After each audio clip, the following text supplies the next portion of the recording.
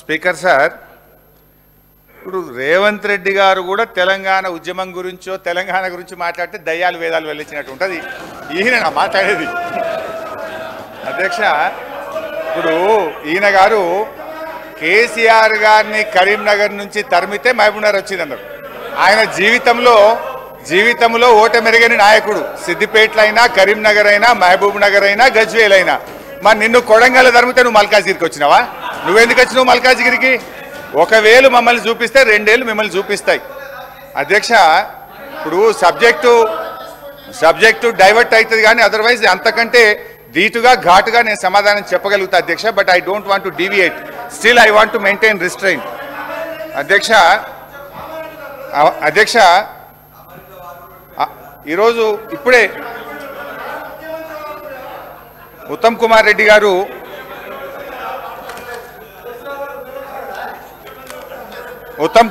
గారు మాట్లాడుతూ last ఇయర్లోనే 50-50 ratio గురించి మాట్లాడడం ప్రారంభించారు అన్నారు. అది అవాస్తవం అధ్యక్ష. మీరు రాసిన దాంట్లో పెట్టినారు, డేటెడ్ 7 జూలై. స్పష్టంగా మొదలే చెప్పిన, మీరు బయటకు పోయి నువ్వు లేరు రేవంత్ రెడ్డి గారు, యూ వెంట్ అవుట్ సైడ్. 7/7/2018 రోజు Telangana chief secretary S K Joshi గారు అప్పటి కేంద్ర ప్రభుత్వానికి స్పష్టంగా ఒక లేఖ రాశారు. As KWDT did not specify the shares of Telangana AP in order and KWDT2 is dealing with the same, the share of Telangana and AP out of inflows received to Srisailam and NSP may be shared in the ratio of 50-50 pending the final settlement by the tribunal. Further, 50% inflows received at Srisailam shall be allowed to flow down till requirements of NSP are met. Speaker sir, that means farmer irrigation Harish Ravu ఏమనుకుంటున్నారంటే తెలంగాణ ఏర్పడ్డ తర్వాత మేము కొన్నేళ్ల పాటు తక్కువ వాటా అడిగినామని చెప్పి వారే ఒప్పుకుంటున్నారు. రెండో పాయింట్ 50-50 ఏ రేషియో మీదండి? 50-50 ఎందుకు? మీరు ఒక 4-5 ఏళ్ళు 5-6 ఏళ్ళు 299 5-2 ఒప్పుకొని 50-50 ఎందుకు అడుగుతున్నారు? మీరు 68% ఎందుకు అడుగుతలేరు? తెలంగాణకి ద్రోహం చేసింది, తెలంగాణకి మోసం చేసింది మీరే సార్. పాపం ఇప్పుడు ఏమైపోయిందంటే ఉన్న వాస్తవాలు చెప్తే వాళ్ళకి మింగుడు పట్టలేదు. ఇప్పుడు 4 అవాస్తవాలు నేను స్పష్టంగా మీరు పెట్టిన బుక్ ఇది with records with proofs I have shown. ఇక అప్పచెప్పలేదు అంటున్నారు కదా, ఆ వాస్తవాలు కూడా చెప్తాయి. ఇక అప్పచెప్పలేదు అన్న వాస్తవాలు కూడా ఒకసారి మీ ద్వారా సభ దృష్టికి తీసుకొస్తా అధ్యక్ష. మేము అప్పచెప్పనే లేదన్నారు. అప్పచెప్పింది కనుకనే ఇప్పుడు అర్జెంటుగా నల్లగొండ మీటింగ్ ఉందని ఇలా తీర్మానం పెట్టింది. అది చెప్తా అధ్యక్ష. తొందరపడకన్నా అన్నా, బండ్లు ఓడలైతాయి, ఓడలు బండ్లు అవుతాయి, బండ్లు ఓడలైతాయి, ఓడలు బండ్లు అవుతాయి. వెనకట నల్లగొండలో 12కు 0 కాంగ్రెస్ పార్టీ. అధ్యక్ష 17th January 2024 ఈ ప్రభుత్వం వచ్చిన తర్వాత ఢిల్లీలో ministry of irrigation water secretary దగ్గర మీటింగ్ జరిగింది. ఆ మీటింగ్ మినిట్స్ నేను చదివి మీకు వినిపిస్తా అధ్యక్ష. ఆ మీటింగ్లో వీళ్ళు ఎంత స్పష్టంగా ఒప్పుకున్నారో ఒకసారి చూడండి. After I think we should move a privilege motion against it because I mentioned that meetings were not signed by Telangana secretary. మళ్ళా అదే అబద్ధాలు చెప్పి పదే టీఆర్ఎస్ పార్టీకి బీఆర్ఎస్ పార్టీకి అబద్ధాల మీద మీరు ముందుకు పోతారు. అది ఆ మినిట్స్ మేము సైన్ చేయలేదు.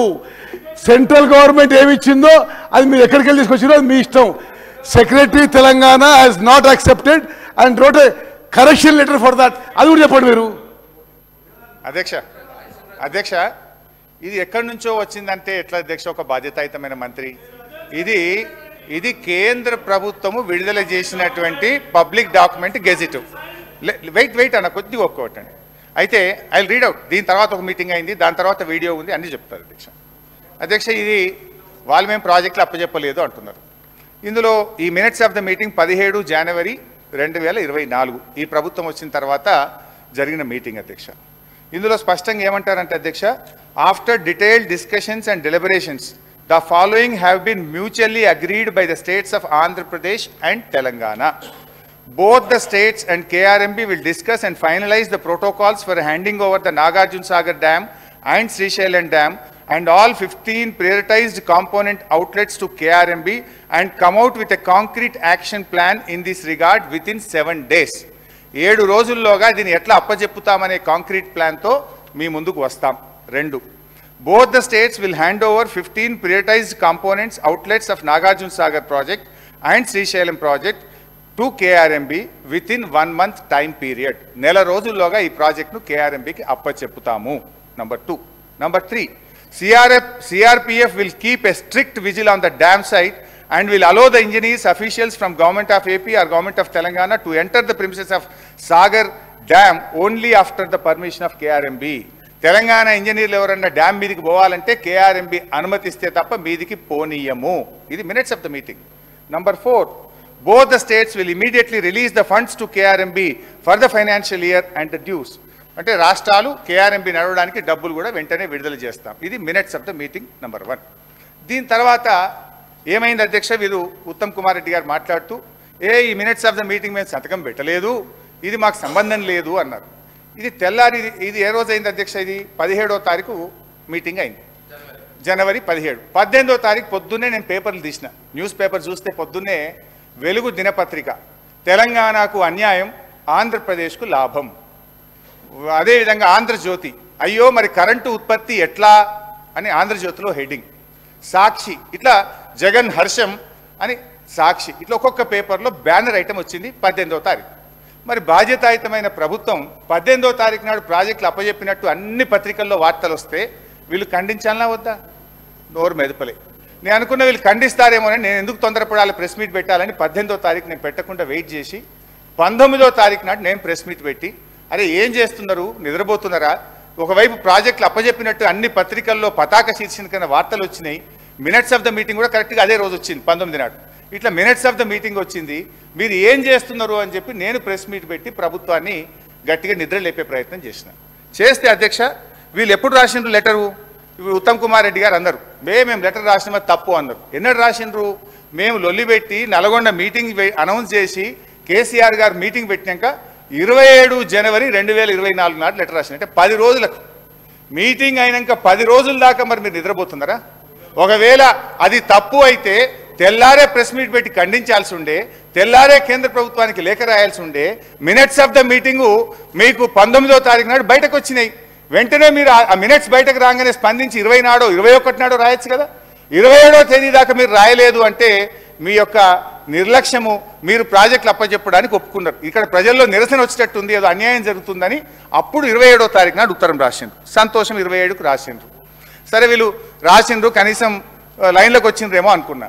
బట్ తర్వాత ఏమైంది అధ్యక్ష, మళ్ళీ 1 ఫిబ్రవరి 2024 ఇంకొక మీటింగ్ అయింది, KRMB మీటింగ్, రెండవ మీటింగ్, ఈ ప్రభుత్వం వచ్చినాక రెండవ మీటింగ్. ఆ మీటింగ్లో ఏం చేశారో ఒకసారి చదివి వినిపిస్తా. ఇది కూడా మినిట్స్ ఆఫ్ ద మీటింగ్, దానికి ఇరిగేషన్ సెక్రటరీ పోయిండ్రు, ఇరిగేషన్ ఈఎన్సీ పోయిండ్రు, ఇది రెండవ మీటింగ్. ఈ మీటింగ్లో the engineering chief general government of Telangana stated that they have to take concurrence of the government as the permission for handing over outlets of TS power houses, only power houses need to be obtained from TS Genco, number 1. Number 2, when all the outlets are handed over to KRMB, these will be under the control of KRMB and will be manned by the staff from both the states in equal proportion. The staff will be report to KRMB through their salary and other benefits will be paid by respective governments. Adevidanga, last point, both the state governments will work out actual realistic requirements of manpower for all the 15 outlets and submit the details to the same to KRMB within a week.